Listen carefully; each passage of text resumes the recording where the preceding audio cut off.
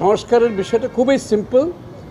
আমরা সবাই প্রত্যেকটি দল তাদের নিজস্ব সংস্কার প্রস্তাব সংস্কার ঐক্যমত কমিটির কাছে সাবমিট করেছে। তাদের কাছে সব কিছু সাবমিট করেছে, তাদের হাতে এগুলো আছে।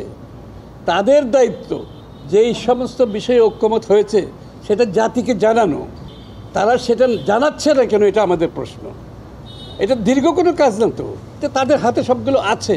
যেই বিষয়গুলো ঐক্যমত হয়েছে এগুলোর একসাথে এনে বলা উচিত এই সমস্ত বিষয়ে তারা ঐক্যমত পোষণ করে। সুতরাং ওইটার উপর ভিত্তি করে আমরা সনদ সই করে আমরা নির্বাচনের দিনক্ষণ ঘোষণা করার কোনো বিষয় না এখানে।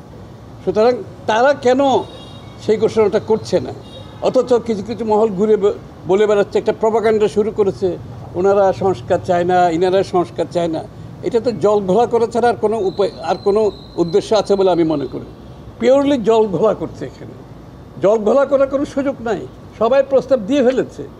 আপনাদের দায়িত্ব কোথায় ঐক্যমত হয়েছে সেটা জাতির সামনে তুলে ধরে, এবং আমরা সবাই মিলিতভাবে আমরা সই করব সনদে, তারপর নির্বাচনের দিকে যাব। খুব সিম্পল ব্যাপার, না বোঝার কোনো কারণ নাই। আমিও ববির সাথে একমত যে ডিসেম্বর পর্যন্ত যাওয়ার দরকার নাই। এই ঐক্যমত্যটা 1 মাসের মধ্যে সম্ভব, এটা জাতির সামনে তুলে ধরা, তারপর তার কোনো কাজ নাই। সুতরাং ঐক্যমত হওয়ার পরে সনদ সই করে আমরা নির্বাচনের দিকে যাব। খুব সিম্পল ব্যাপার, না বোঝার কোনো কারণ তো নাই।